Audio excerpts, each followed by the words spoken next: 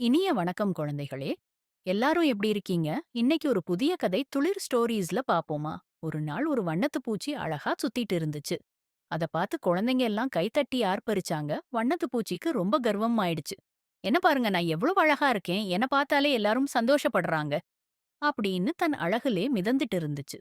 அந்த கர்வத்தோட பக்கத்துல இருந்தா வயலுக்கு போய் சுத்திட்டு இருந்துச்சு. கீழ மண்ணில ஒரு மண்புழு தன் வேலையில பிஸியா இருந்துச்சு. வண்ணத்து பூச்சி அது பக்கத்துல போயி அத பார்த்த வண்ணத்து பூச்சி சிரிச்சது. அடப்பாவமே, நீ எப்பவுமே இப்படி மண்ணிலேயே கிடக்குறன்னு, நீ சகதியில தள்ளாடுற, என்ன மாதிரி பறக்க கூட தெரியாதான்னு கேட்டு கிண்டல் பண்ணுச்சு வண்ணத்து பூச்சி. ஆனா அப்போதான் வண்ணத்து பூச்சி ஒரு விஷயம் கவனிச்சது. மண்புழு போற இடமெல்லாம் ஒரு ருக்கு பெரிய பள்ளம், ஒரு கோடு மாதிரி வருது. அட, இது என்ன கோடுன்னு வியந்துச்சு.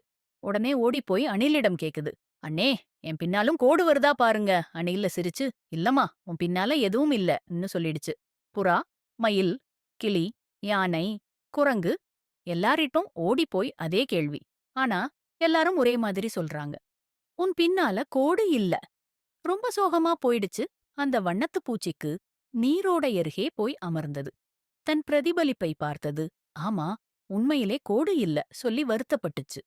உடனே ஓடிப்போய் மண்புழுவிடம் கேட்டது. நான் அழகா இருக்கேன், எல்லாரும் என்ன விரும்புறாங்க. ஆனா என் பின்னால கோடு ஏன் வரல? உன் பின்னால மட்டும் வருதே, ஏன்? மண்புழு சிரிச்சிட்டே சொல்லுச்சு. நீ உன் பெருமைய பேசுற. ஆனா நான் என் வேலையையே பண்ணிக்கிட்டு இருக்கேன். அதனால தான் என் பின்னால தடம் பதிஞ்சிருக்கு. இந்த கதையிலிருந்து உங்களுக்கு என்ன தெரியுது குட்டீஸ்? நீயும் உன் வேலைய நல்லா செய். தடம் தானா பதியும். பை பை குட்டீஸ், நாளைக்கு அடுத்த ஒரு புதிய கதையில பார்க்கலாம். அதுவரை உங்களிடமிருந்து விடைபெறுவது உங்கள் துளிர் ஸ்டோரீஸ். இது போன்ற அழகான நற்பண்பு கதைகளை தொடர்ந்து பார்க்க லைக் பண்ணுங்க, ஷேர் பண்ணுங்க, சப்ஸ்கிரைப் பண்ணுங்க. இது உங்கள் தூலியர் ஸ்டோரீஸ்.